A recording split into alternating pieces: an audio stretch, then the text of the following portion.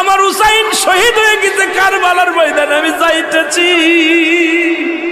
আমার হুসাইন ডাক দিছে নানাজি কইয়া, আমি রওজায় থাকতে পারি নাই রে,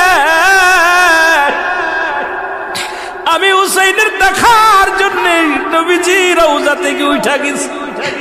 আলেমরা সর।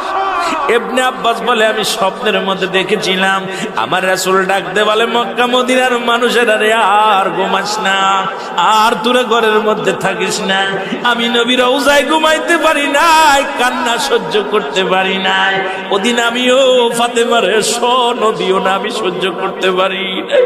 আমার হুসাইন যখন ডাক দিয়েছিল না নাজিয়া মুহাম্মাদ